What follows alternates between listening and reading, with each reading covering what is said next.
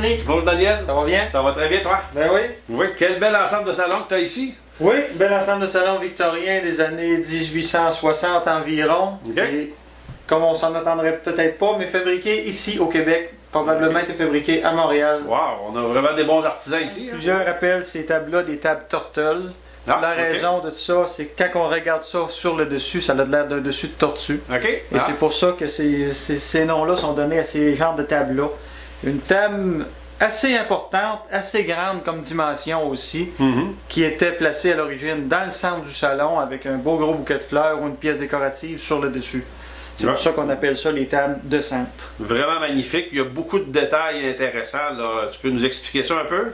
Oui. C'est assez impressionnant. Des beaux détails, tout sculpté à la main, donc on voit des différences. Si on prend comme la chaise où tu es placé, on voit que la volute ici est un petit peu plus haute, ici un petit peu plus basse. Alors c'est tous des détails. Si on prend la peine de les examiner comme il faut, on va voir qu'il y a des petites différences à cause justement que ça a été tout sculpté à la main et non à la machine. Des motifs intéressants dedans, des motifs de fleurs, de fruits comme des noix, de fleurs de lys, des petits raisins ici en bas, comme des bouts de parchemin qui est ici chaque côté. Et c'est tous des motifs qu'on retrouve dans la table de centre et dans le grand divan aussi. Ça, c'est propre à ce style victorien-là, dans le fond. Oui, on est dans le victorien, dans le rococo aussi un petit peu, là. C'est vraiment un style qui est élaboré et qui est avec beaucoup de détails. Ouais. Puis les assemblages sont très solides. Hein? Encore, on voit même malgré 150 ans d'usage là, que tout est encore en très bonne condition. Très bon assemblage ici à Goujon à l'intérieur, avec bien collé là. C'est quelque chose de quand même très solide là, qui a passé le temps. Il fait qu'en rapport avec plein de sculptures à l'avant, où on retrouve encore une fois ces grappes de raisin là, les volutes, les feuilles, les belles pattes à cabriole avec un entretoise au centre.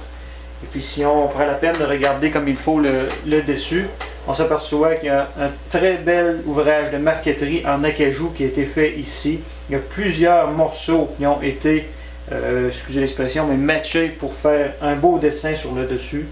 Alors un travail de précision incroyable. Vraiment magnifique. Hein? Oui. Merci Daniel pour cette magnifique présentation. Vraiment extraordinaire. Tu nous as fait découvrir un meuble, là, un ensemble là, vraiment de qualité exceptionnelle, très rare aussi. Oui, un ensemble de très belle qualité, fabriqué au Québec en plus.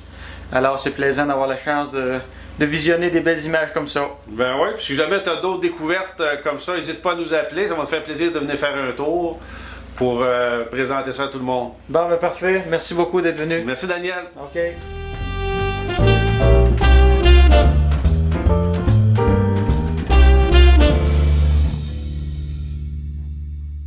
C'est de voir les détails qu'ils ont mis dans ce temps-là.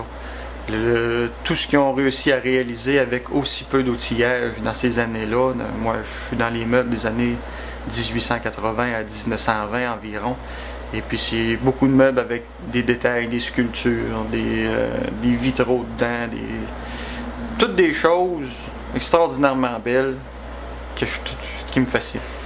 Le conseil, je pense que le meilleur qu'on pourrait donner, c'est si quelqu'un veut acheter une antiquité qui a besoin de réparation et puis qui ne se sent pas capable ou qui n'a pas les talents pour le faire, d'aller chercher l'aide de quelqu'un qui va être capable de dire comment bien le restaurer pour ne pas faire n'importe quoi. C'est parce que quelqu'un qui n'est pas habitué de restaurer un ancien meuble, qui demande des restaurations, peut peut-être plus le briser qu'il l'est déjà là.